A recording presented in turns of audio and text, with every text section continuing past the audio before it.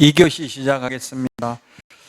부동산 거래 신고 제도는 2006년 노무현 정부 때 2006년 1월 1일 날 처음 도입을 되었고요. 그럼 그전에는 어떻게 했냐면 그전에는 금융계약서에 기재된 금액이 취득세 신고가액이었습니다. 취득세는 신고가액을 가세 표준을 하며 신고가액이 지방세 시가 표준액에 미달하는 경우에는 지방세 시가 표준액을 가세 표준을 한다 이런 말이 있죠. 그래서 옛날에는 금융계약서에 기재된 금액이 가지고 다운계약서 적는 게 관행이었습니다. 근데 2006년 1월 1일부터 이제 실거래가격 신고제도가 도입되어서 실거래가격으로 양도소득세도 취득세도 지금 내고 있죠. 그러다가 2017년도에 외국인 토지법, 그 다음에 국토의 계획 및 이용에 관한 법률에 있던 토지거래 허가제도 이 세 개가 통폐합되어서 지금은 부동산 거래 신고 등에 관한 법률이라고 했습니다. 그러다가 올해 6월 1일부터 이번 주부터 6월 1일부터 이제 전월세 신고 제도가 또 도입됐습니다. 추가로 소위 임대차 3법이라고 해서 세 가지가 작년에 7월 달에 국회에 통과돼서 7월 31일부로 계약갱신 청구권, 그 다음에 전월세 상환제, 전월세 신고제 이 세 가지가 도입됐는데 두 가지는 작년 7월 31일부터 시행을 했고요. 마지막 하나 남은 거 이거는 왜 이렇게 늦게 시행했냐면은 시스템 구축에 들어가는 시간이 있었대요. 그 시스템을 만드는데 지금 동주민센터에 전입신고만 해도 이거 바로 전월세 신고를 한 걸로 보거든요. 그러면 그 전산 시스템 구축하는데 시간이 소요되어서 이제 6월 1일부터 시행하는 걸로 오늘 프린트 내드린 거 좀 읽어보시라고 했죠. 나중에 마지막 시간에 오늘 개정된 내용은 보도록 하겠습니다. 자, 그러면 부동산 거래 신고제도 106페이지입니다. 요약지. 먼저 용어정의인데요. 부동산이란 토지 또는 건축물을 말한다. 즉 임목, 광업재단, 공장재단은 부동산 거래 신고 대상물인 부동산이 아니라는 이야기입니다. 부동산 등이란 부동산 또는 부동산을 취득할 수 있는 권리를 말한다. 취득할 수 있는 권리가 입주권, 분양권입니다. 자, 그래서 결론은 부동산 거래 신고 대상은 토지, 건축물, 입주권, 분양권, 매매계약의 경우만 부동산 거래 신고합니다. 임목, 공장재단, 광업재단은 신고하지 않습니다. 3번 거래 당사자는 부동산 등의 매수인과 매도인을 말하며 외국인 등을 포함한다. 이 말은 매매만 부동산 거래 신고를 한다. 그 다음에 외국인도 부동산 거래 신고해야 된다는 뜻입니다. 그 매매만 신고하고 교환계약이나 증여계약은 임대차 계약은 신고하지 않았는데 지금은 전월세 신고는 별도로 또 도입됐죠. 이제는 임대차도 신고해야 되기는 합니다. 이제 현업에 있는 교육공개사님들 뭐 저한테 수업 들어서 학교 가신 분들은 이 전월세 신고제에 대해서 문의를 많이 하는데 이제 그분들이 걱정하는 거는 그런 거더라고요. 이때까지 전월세 같은 경우는 현금 영수증을 발급해달라는 사람만 해주고 뭐 원하지 않는 사람은 안 해줬대요. 근데 이제는 이게 시스템이 다 전월세 신고 데이터베이스가 구축되고 있기 때문에 이제 전부 다 신고를 해야 될 것 같다. 현금 영수증을 교부해야 될 것 같다. 그럼 세금이 늘어나지 않겠나 뭐 이런 거는 걱정은 좀 하시는 것 같더라고요. 근데 세금은 크게 막 간이가세 사업자가 지금 8,800인가 8,000 몇백만 원으로 바뀌었죠. 그 시험에 안 나오니까 저도 정확한 숫자는 모르겠는데 옛날 4,800에서 간이가세 사업자 범위가 더 늘어났잖아요. 그리고 일반 가세 사업자 돼도 부가가치세를 지금은 다 10% 받기 때문에 크게 한 2억 정도 벌어도 지금 5월 말까지 종합소득세 신고했잖아요. 수익 금액을 다 신고하는 게 아니라 수익 금액에서 비용 뺀 게 소득 금액이잖아요. 소득금에 대해서 세금이 부과되니까 거의 세금은 많이 내지는 않나더라고. 한 2억 정도 수입이 들어와도 월세 내고 광고비 내고 뭐 직원 월급 주고 이렇게 하면은 실제 소득 금액은 그렇게 많지는 않으니까 세금은 크게 걱정은 안 하셔도 됩니다.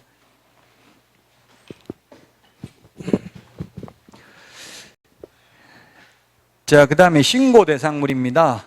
1번 부동산의 매매계약만 신고한다. 교환계약이나 증여계약 신고하지 않는다. 매매계약만 신고한다. 부동산 거래 신고는 매매계약입니다. 전월세 신고는 별도 파트에서 임대차 신고라는 제도가 생기기는 했습니다. 자, 부동산의 매매계약이고요. 그 다음에 2번 건축물의 분양에 관한 법률 등 8개 법률이 있는데 우리 암기 프린터는 12번에 있나요? 10.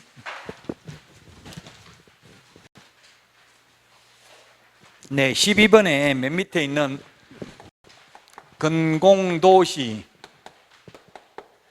빈산주택 이 8개 법률에 의한 공급계약입니다. 건축법이 아니라 건축물의 분양에 관한 법률입니다. 그 다음에 공공주택 특별법, 도시개발법, 도시 및 주거환경영비법, 빈집 및 소규모 주택 정비에 관한 특례법, 산업입지 및 개발에 관한 법률, 주택법, 택지개발 촉진법 8개 법률이 지금 요약집 동그라미 2번에 나와 있네요. 8개 법률에 의한 공급계약, 이 말은 뭡니까? 이제 아파트 분양받아도 바로 부동산 거래 신고를 해야 된다고요? 30일 이내에 분양받은 날로부터. 그래서 지금 양도소득세 주택수 계산할 때 보면 분양권 가지고 있어도 주택수에 포함되죠? 어떻게 알겠어요? 분양권 가지고 있는 거 이거 분양받았을 때 신고를 해야 되기 때문에 이제 다 데이터베이스가 구축되어 있기 때문에 알고 있다고요? 그 지금 뭐 임대사업자나 이런 분들이 걱정하는 건 이거 세금 많이 내야 되고 나중에 건강보험 폭탄이 있는 거 아니냐 이렇게 하는데 정부에서는 아직까지 그런 거 활용할 계획이 없다.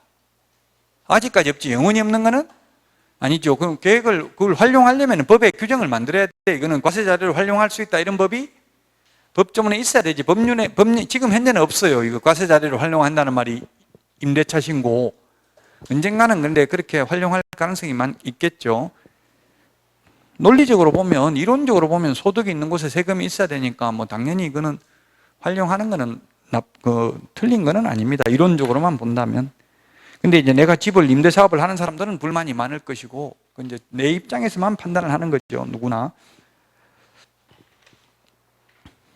자, 그 다음에 동그라미 3번입니다. 다음 어느 하나에 해당하는 지위의 매매 계약입니다.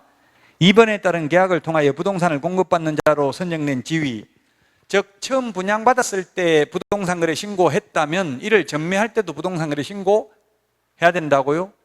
건축법은 제외된다고 했죠. 건축법. 지금 우리나라에서 공동주택 중에서 가장 비싼 곳이, 공시가격 가장 비싼 곳이 장동건 고소영 씨가 사는 데가 뭐 160억인가 260억인가 얼마인지도 모르겠어요. 공시가격이. 강남에 있는 수초구인가 어디 있는 아파트더라고요. 아파트라고는 하는데 아파트는 아닌 것 같아요. 건축법 8세대인가 10가구 정도밖에 안 살더라고요. 한 층에 한 명씩. 그거는 건축법 적용받는다고 주택법 적용받는 게 아니고, 건축법 적용받기 때문에 공개 분양할 필요 없다고요. 그냥 돈 많은 사람들한테 이렇게만 분양하지, 일반인들 우리는 들어가고 싶어도 공개 추첨을 하는 공개 분양이 아니기 때문에 들어가려고 해도 안 됩니다. 소셜 포지션이 있어야 들어가지 그냥 아무나 들어갈 수 있는 게 아니라고. 돈만 많다고. 펜트하우스 하는 거, 드라마 하는 거 하죠. 이번 주부터 하죠. 이번 주 금요일. 그거하고 비슷하다고요. 그래서 그거는 건축법 적용받기 때문에 공개 분양 안 해도 된다고. 그러니까 그거는 분양받아도 신고할 필요 없죠. 건축법이니까. 근데 건축법은 미리 분양을 안 하고 다 지어놓고 하더라고요. 그럼 큰 집은 가보니까 게스트룸이라고 해가지고 주인 집에 못 가고 대기하는 데가 한 30평 정도 되더라고. 대기하는 장소가. 게스팅룸이. 손님들 대기하는 곳.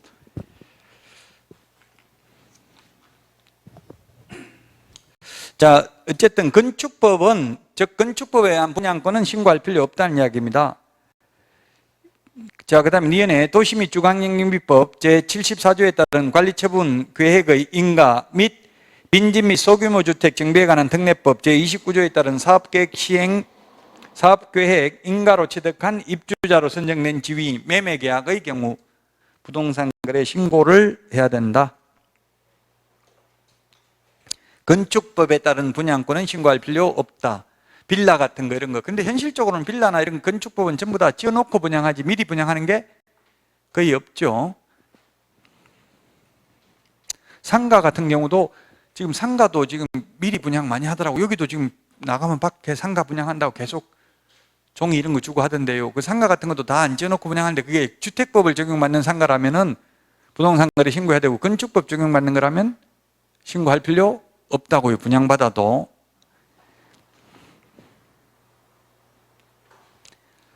자, 신고 의무자입니다. 3번에 신고 의무자. 직거래. 직거래라는 것은 개업 공개사 없이 거래 당사자들끼리만 거래를 하면은 계약 체결일로부터 30일 이내, 암기 프린트 35번에 있죠. 30일이라는 숫자. 옛날 60일에서 바뀌었죠. 30일로.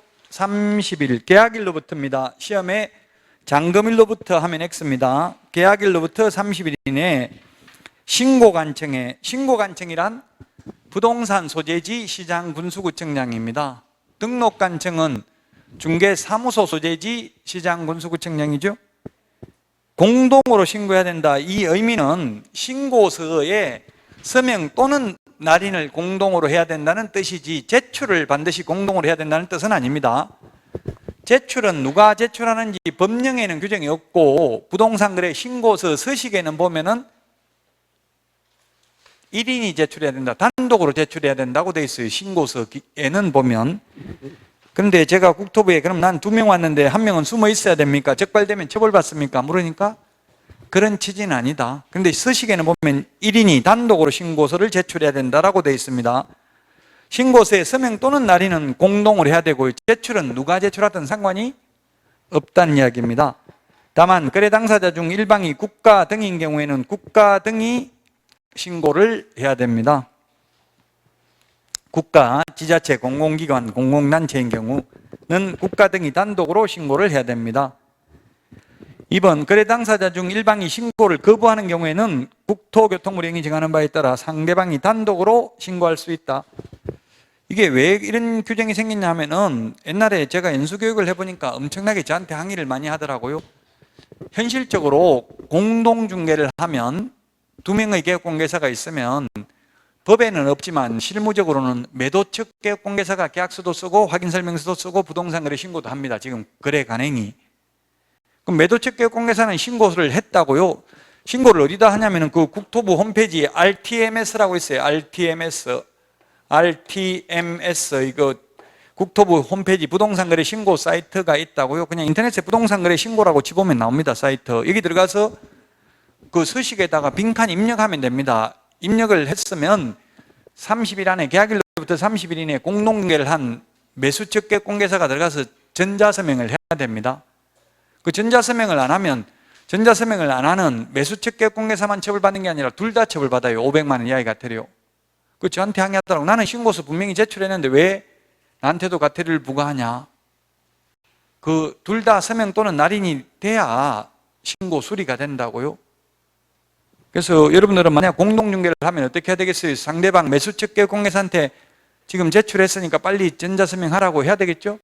그 30일 될 때까지 계속 안 하고 있으면 문자, 카카오톡 이런 거 보내놓고 전화도 하고 지금 오늘이 마감일입니다. 오늘까지 안 하시면 둘 다 처벌받습니다. 그러면 안 하시면 저 혼자라도 하겠습니다. 이렇게 근거를 남겨놔야 되겠죠. 나중에 또 원망 들을 수 있잖아요. 전화통화도 하고. 그렇게 해서 하라고 하면 아마 할 겁니다. 그래서 이게 단독으로 할 수 있는 이유가 단독으로 할 수 있는 규정이 없다면 둘 다 무조건 처벌받는다고 한 사람이 미워가지고 안 하면은.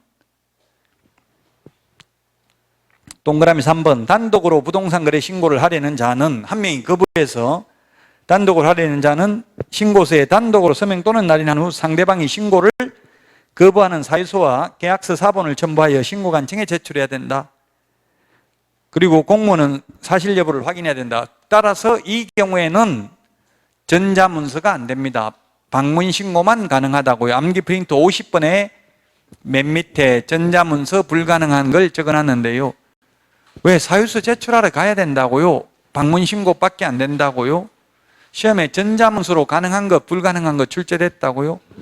전자문서로 가능한 걸 암기하지 말고 불가능한 걸 기억하시는 게 좋을 것 같아요. 불가능한 게 몇 개 안 되니까. 이 경우는 전자문서는 불가능하다. 담당 공무원이 확인해야 되는 거는 직접 가야 됩니다. 자, 그 다음에 4번에 개업공개사가 거래계약서를 작성 교부한 경우에는 해당 개업공개사가 부동산거래 신고를 해야 된다.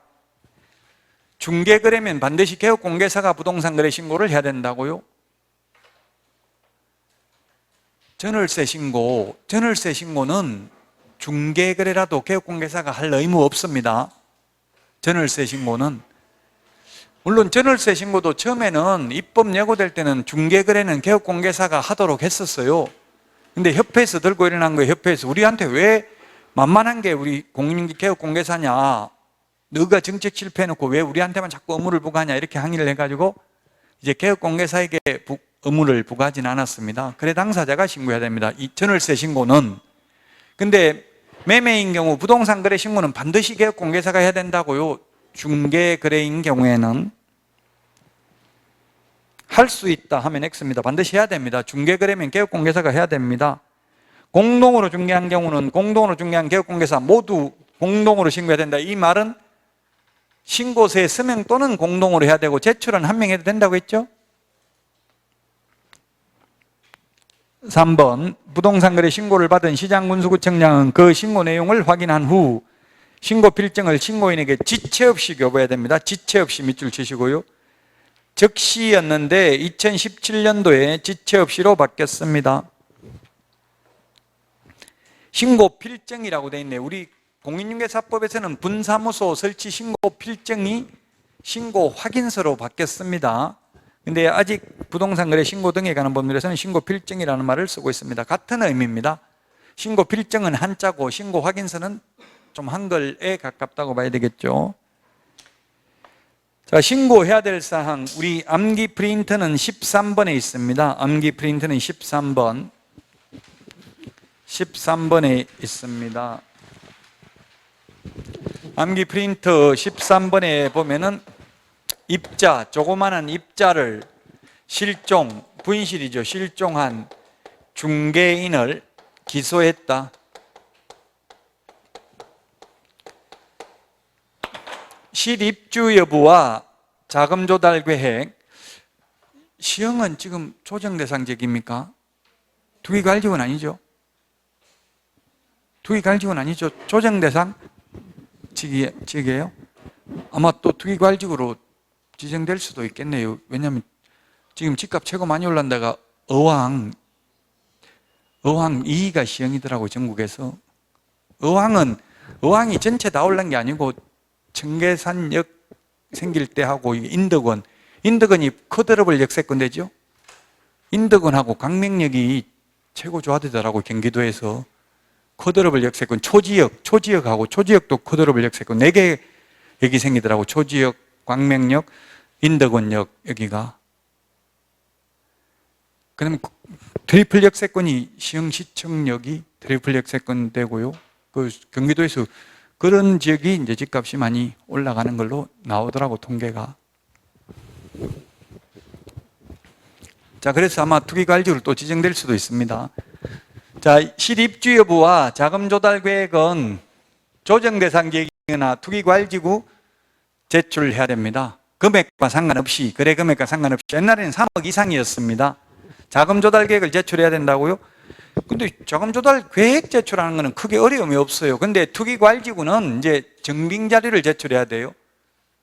돈 어디서 구하겠다, 계획 제출하는 거야 별로 어려운 게 없잖아요. 근데 증빙 자료 제출하는 거는 상속받았다면 상속세 납부 증명서, 증여받았다면 증여세 납부 증명서까지 제출해야 됩니다.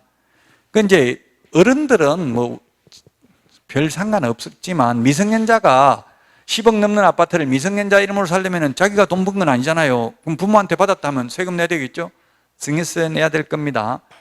따라서 투기과일지구는 증빙자료를 제출해야 된다. 금액과 상관없이 비규제 지역이라도, 즉 조정 대상 지역이거나 투기과일지구가 아니라도 6억 이상인 경우에는 자금 조달 계획을 제출해야 됩니다. 6억 초과가 아니라 6억 이상입니다. 6억 이상. 지금 세법도 개정될 예정이죠. 지금 1가구 1주택 9억까지가 12억으로 바뀌고 재산세도 또 9억까지, 지금 6억에서 9억까지 더 세금 깎아주고 이런 게, 이거는 거의 확실시 되는 것 같더라고요. 바뀔 예정인 게. 종합부동산세는 아직 확정이 안 됐고요. LTV하고 DSR 완화하는 것도 무주택자에 한해서. DSR은 옛날에 DTI가 지금 DSR이죠. 총부채 상환 비율. DSR은 모든 대출 다 포함시키는 거예요. 마이너스 통장 가지고 있으면 대출 2천만 원짜리 가지고 있으면 2천만 원 대출이 있다고 보는 거예요. 지금 대출이 안 돼도 마이너스 통장은 언제든지 뺐을 수 있기 때문에 그게 DSR이죠. 자, 어쨌든 실입지여부와 자금 조달 계획, 이거는 조정 대상 지역이나 투기과열지구는 무조건 제출해야 되고, 투기과열지구면 증빙자료도 제출해야 되고, 비규제 지역이라도 6억 이상인 경우에는 자금 조달 계획을 제출해야 된다. 그리고 법인인 경우, 법인은 지역과 금액과 상관없이 무조건 자금 조달 계획 제출해야 됩니다. 법인이라도 투기과열지구여야 증빙자료 제출합니다. 지금 법인을 규제하는 이유가 뭐냐면 정부에서 하는 게 논리적으로 보면 잘못된 건 없어요. 그게 자꾸 역효과가 나고 이상하게 정부가 의도하는 대로 다르게 가서 그렇지, 법인을 규제하는 이유는 서울에서 미성년자가 1인 법인 설립해가지고 아버지한테 돈 받아가지고 출자 받는 것처럼 이렇게 해가지고 세금 탈세하고 이런 게 적발돼가지고 이제 법인은 취득세도 12% 최고세율로 내야 되죠. 그리고 법인세에다가 또 양도소득세 중과하듯이 법인의 경우, 법인은 양도소득세 내는 게 아니라 법인세 내잖아요. 그것도 중과세하고, 또 이 법인인 경우 무조건 이제 자금 조달 계획은 제출해야 되고요. 증빙자료는 법인이라도 투기과열지구인 경우에만 증빙자료 제출하면 됩니다. 법인의 규제를 강화했습니다. 그 다음에 실제 거래 가격, 그 다음에 부동산의 종류, 그 다음에 개업공개사 인적사항. 전월세 신고에는 개업공개사 인적사항 안 들어갑니다. 전월세 신고는. 근데 중개거래인 경우는 개업공개사 인적사항도 들어가야 됩니다. 부동산 거래 신고는. 그 다음에 계약일, 거래 당사자 인적사항, 조건, 기한, 부동산 소재지를 신고해야 됩니다. 암기 프린터 13번에 있는 내용하고 107페이지하고 조금 헷갈릴 수 있는데 같은 내용입니다. 자, 그럼 107페이지, 거기에 위에가 공통사항이고요. 공통사항. 자, 그 다음에 2번은 법인이 주택 거래계약을 체결하는 경우, 이거 법인에 대해서 나올 가능성이 많죠. 법인이 편법으로 이때까지 탈세하는 경향이 많아가지고 이렇게 법인을 규제했다. 가번에 보니까 법인의 현황에 관한 다음 사항, 거래 당사자 중 국가 등이 포함되어 있거나 거래계약이 법 제3조 1항 제2호 또는 같은 항 제3호 과목에 해당하는 경우는 제외한다. 이게 뭐냐면 국가 등이 계약 일방 당사자인 경우에는 법인 현황 제출 안 해도 된다고요. 그 다음에 3조 1항 2호 3호, 이거는 입주권 분양권입니다. 법인이 입주권 분양권 취득하는 경우는 법인 현황 제출 안 해도 된다고요. 자, 그 다음에 법인의 등기 현황 방가로 1번. 방가로 2번, 법인과 거래 상대방 간의 관계가 다음 어느 하나에 해당하는지 여부. 가번에 보니까 거래 상대방이 개인인 경우 그 개인이 해당 법인의 임원이거나 법인의 임원과 친족 관계가 있는 경우. 나번에 거래 상대방이 법인인 경우 거래 당사자인 매도법인과 매수법인의 임원 중 같은 사람이 있거나 거래 당사자인 매도법인과 매수법인의 임원 간 친족관계가 있는 경우. 이렇게 한 이유가 서울에서 그런 게 밝혀졌다고요. 미성년자가 삼촌한테 빌린 걸로 돼 있는데 그 삼촌은 또 아버지한테 그냥 받아가지고 빌려주는 형태로 해가지고 이자까지 지급하고 이런 식으로 해가지고 법인이 결국 이자 지급하고 나면 적자잖아요. 많았으니까 법인세 낼 게 없죠. 남는 게 없으니까. 그런 식으로 해서 세금 탈세하고 이런 게 많이 적발됐었습니다. 108페이지. 나번에 주택 취득 목적 및 취득 자금 등에 관한 다음 사항입니다. 법인이 주택의 매수자인 경우에 해당된다. 주택 취득 목적, 주택만 해당됩니다. 주택, 토지, 상가, 주로 주택이 지금 많이 올랐잖아요. 집값이, 아파트가. 그러다 보니까 주택만 해당됩니다. 주택법상 주택입니다. 오피스텔도 제외죠. 오피스텔은 주택법상 주택 아니잖아요. 이게 참 헷갈리는 게 부동산 거래 신고와 관련해서는 이게 주택법상 주택이고요. 전월세 신고는 주택임대차보호법상 주택이에요. 그 전월세 신고는 오피스텔도 해야 된다고요. 주택으로 주택임대차보호법상 주택은 실제 주택으로 사용하면 주택이잖아요. 전월세 신고는 주택임대차보호법상 주택이고, 지금 우리 부동산 거래 신고 여기에서 지금 주택이라 할 때 이게 지금 주택법상 주택을 말한다고요? 법인이 취득하는 경우. 그래서 오피스텔은 주택법상 주택이 아니니까 이런 거 제출할 필요 없다는 이야기입니다. 오피스텔은 투기하는 사람이 별로 없다는 이야기죠. 거래대상 주택의 취득 목적, 그 다음에 2번 거래대상 주택의 취득에 필요한 자금의 조달 계획 및 지급 방식, 투기과열지구에 소재하는 주택의 거래계약을 체결한 경우에는 자금 조달 계획을 증명하는 서류를 첨부해야 된다. 임대 등 거래대상 주택의 이용계획, 그리고 또 법인이 주택임대차보호법에서 계약갱신 요구를 거절할 수 있잖아요. 주인이나 직계 좀비속에 산다고 거절할 수 있죠. 그럼 만약에 법인이 임대인인 경우는 거절할 수 없습니다. 법인은 숨을 쉬는 사람이 아니잖아요. 법인인데 부모님 살 거니까 나가라 이런 말 할 수는 없다고요. 법인인 경우는. 자, 그 다음에 3번 박스. 법인 외의자가 6억 이상 주택을 매수하거나 규제지역 주택 매수, 당사자 중 국가 등이 포함되어 있는 경우는 제외한다. 국가 등인 경우는 자금조달계획 제출할 필요 없다는 이야기입니다. 그 가번에 보니까 거래대상 주택의 취득에 필요한 자금조달계획 및 지급 방식, 이 경우 투기과열지구에 소재하는 주택의 거래계약을 체결한 경우에는 매수자는 자금조달계획을 증명하는 서류로서 국토교통부 영역으로 정하는 서류를 첨부해야 된다. 나번 거래대상 주택에 매수자 본인이 입주할지 여부, 입주 예정 시기 등 거래대상 주택의 이용 계획도 제출해야 된다. 아까 이야기했습니다. 이게 입주 여부, 실입주 여부, 자금조달 계획. 다시 한번 이게 중요하죠. 입주 여부, 자금조달 계획. 이게 돈을 부모한테 받아가지고 자기가 번 것처럼 해가지고 나이 많은 사람은 크게 상관없죠. 제가 볼 때는 자식한테 돈 주려면 한 달에 한 500만 원씩 생활비 주는 거는, 생활비는 세금 부과 대상이 아니죠. 자식이 외국에 유학 보내놓은 거 이런 거 돈 보내주는 거는 세금 부과 대상이 아니라고요. 그러면 자녀한테, 부모한테 그냥 한 달에 한 500만 원 정도 이렇게 생활비 주는 거는 세금 부과, 증여세 부과 대상이 아니라고요. 그럼 생활비로 주면 될 것 같아요. 아니면 또 차용증 해가지고 빌리고 계속 이자로 얼마씩 입금시키고 이렇게 하는 경우도 있더라고요. 자, 어쨌든 실입주 여부와 자금조달 계획은 다시 한번 정리하면 조정대상 지역이거나 투기과열지구면 금액과 상관없이 제출해야 되고요. 비규제 지역이라도 6억 이상인 경우는 제출해야 되고요. 법인인 경우에는 지역과 금액과 상관없이 자금조달 입주계획을 제출해야 되고요. 투기과열지구인 경우는 증빙자료를 제출해야 되는 것은 개인이든 법인이든 똑같다.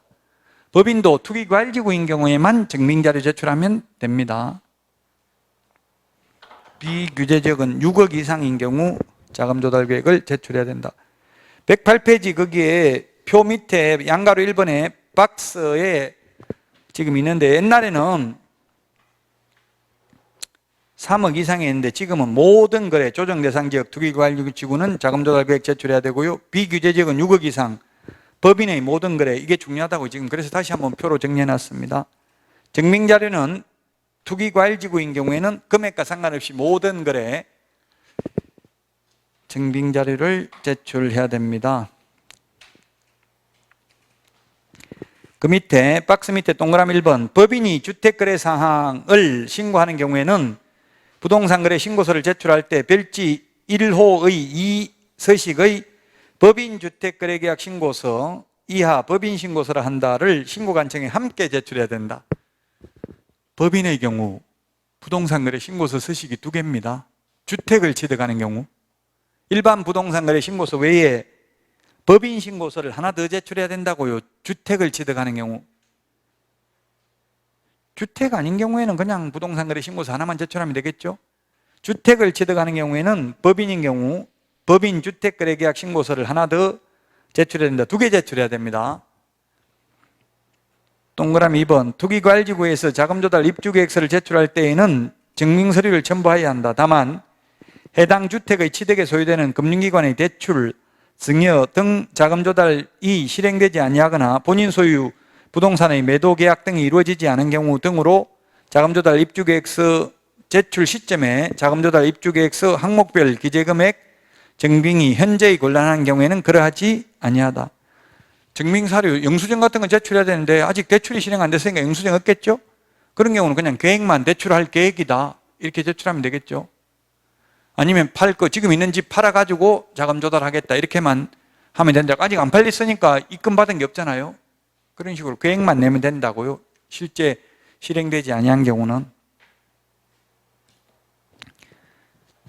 109페이지 동그라미 3번입니다. 세 번째 줄에 법인 또는 매수인이 법인 신고서 또는 자금조달 입주계획서를 부동산거래계약 신고서와 분리하여 제출하기를 희망하는 경우 법인 또는 매수인은 자금조달 입주계획서를 계약 체결로부터 30일 이내에 별도로 제출할 수 있다.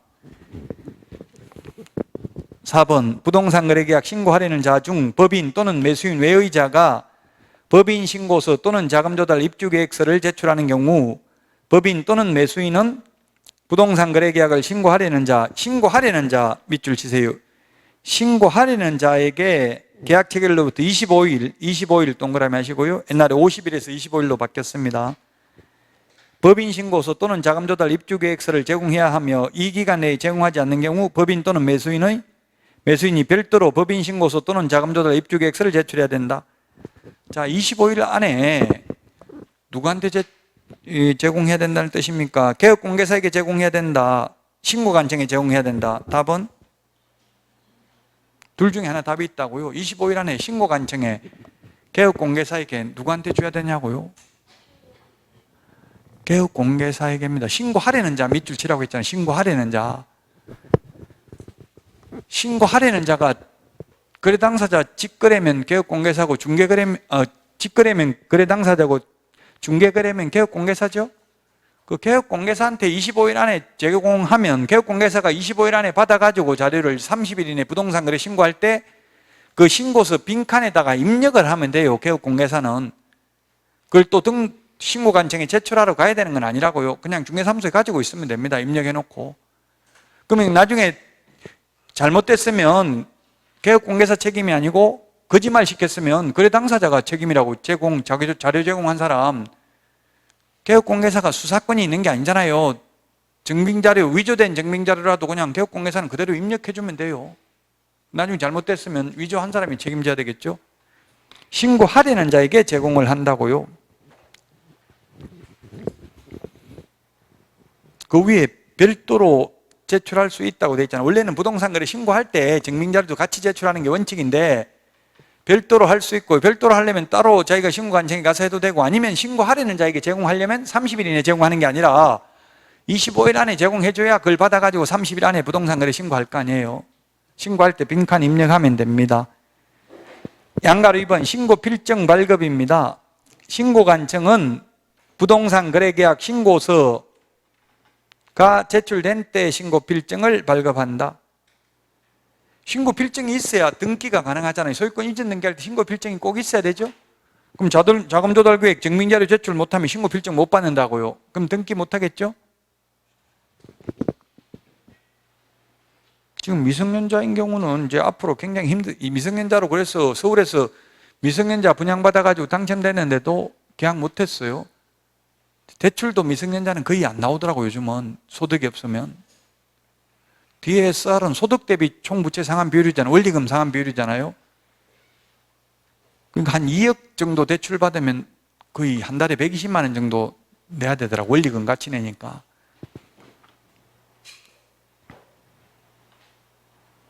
지금 이게 바뀐 DSR하고 LTV에 하면 4억짜리 분양받으면 2억 8,800만 원까지 대출 나온대요.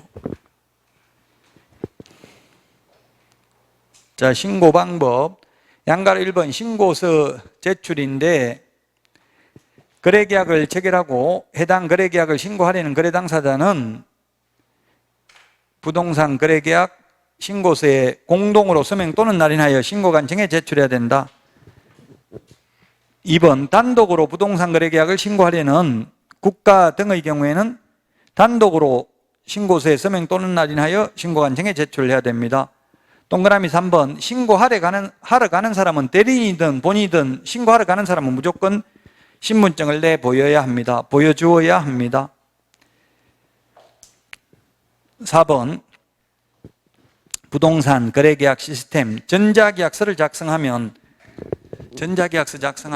따로 신고할 필요 없고 해제 신고 따로 할 필요 없고 전자계약서 작성하면 확정일자 따로 받을 필요 없습니다. 시스템에서 다 부여됩니다.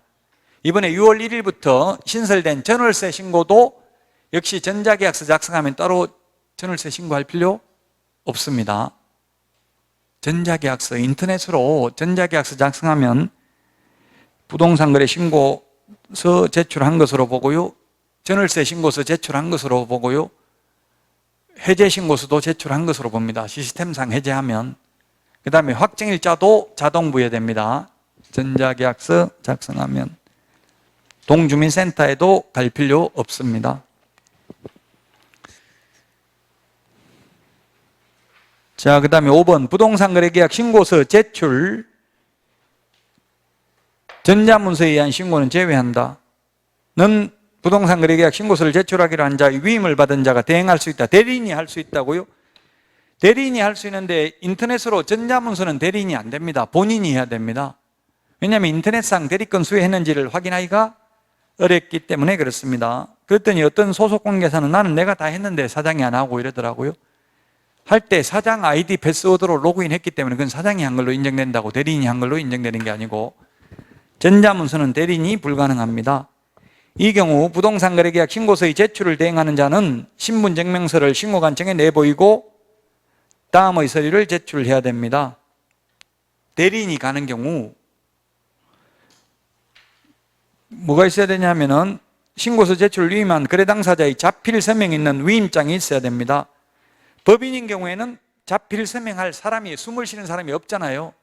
그래서 법인 인감도장이 찍혀져 있는 위임장이 있어야 됩니다. 법인의 경우. 대리인이 가려면 110페이지 위임한 거래 당사자의 신분증 사본이 있으면 됩니다. 옛날에는 인감증명서가 있어야 되는데 지금 인감증명서 개인이 제출하는 경우는 없습니다. 또 처음에는 신분증에다가 자필 서명하라고 했는데 지금은 신분증에 자필 서명하라는 말도 없습니다. 옛날에 신분증 자필 서명하라는 말은 신분증 복사해가지고 거기에다가 본인 이름을 자필로 적어가지고 줘야 되는데 지금 그것도 삭제됐어요. 법무사들이 건의해가지고 주로 이거는 현실적으로는 법무사들이 대행을 하고 있어요. 그러면은 이게 신분증 사본 받는데 이게 누구 거 있어야 되겠어요? 매도인 매수인 거 둘 다 있어야 된다.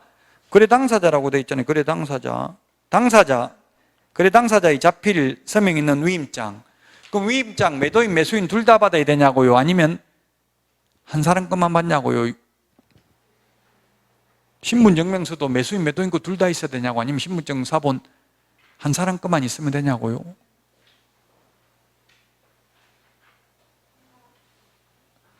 틀려도 괜찮으니까 말해보라고. 한 사람 거 있어야 되냐고? 두 사람 거 다 있어야 되냐고요? 이걸 뭘 대행하는 거냐면 제출을 대행하는 거예요. 법무사가 등기 신청할 때 신고관청에 제출을 대행하는 거라고요.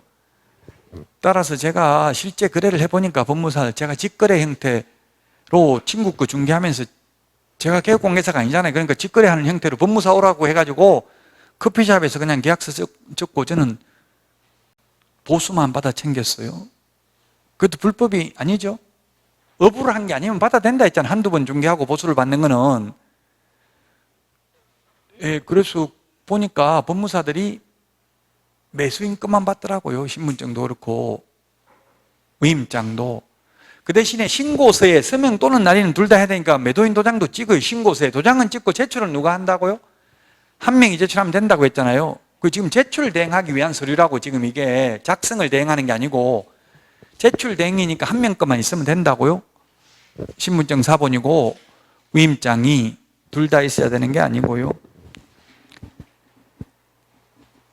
동그라미 6번 부동산 거래계약 신고서 제출 전자문서는 제외한다.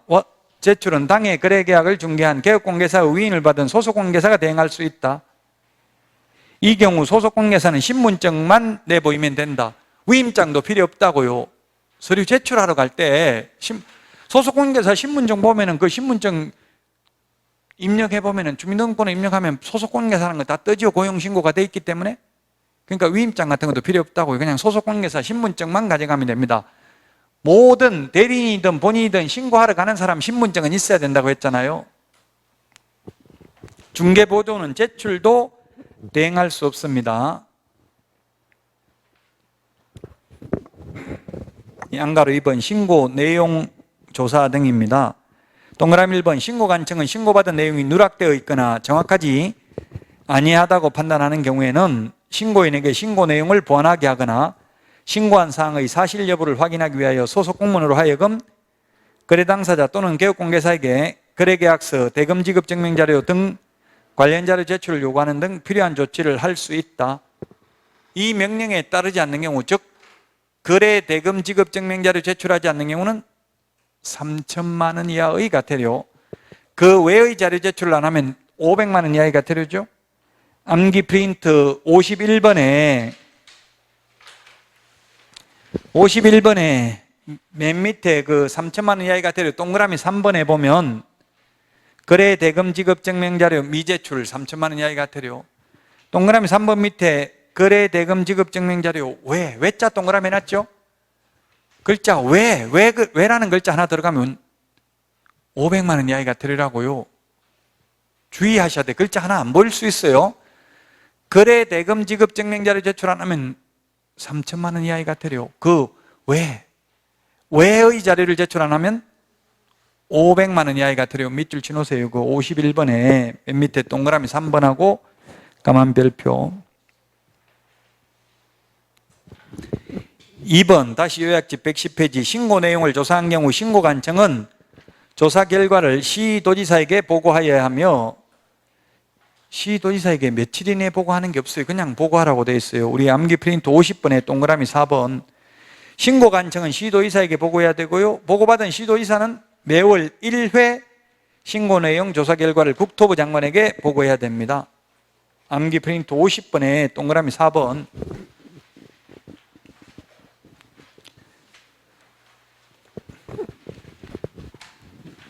동그라미 3번. 1번에도 불구하고 국토부 장관은 신고받은 내용의 확인을 위하여 필요한 때에는 신고 내용 조사를 직접 또는 신고관청과 공동으로 실시할 수 있다.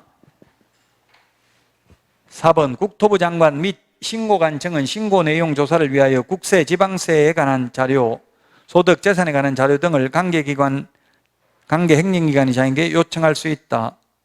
이 경우 요청받은 행정기관의장은 정당한 사유가 없으면 그 요청에 따라야 된다.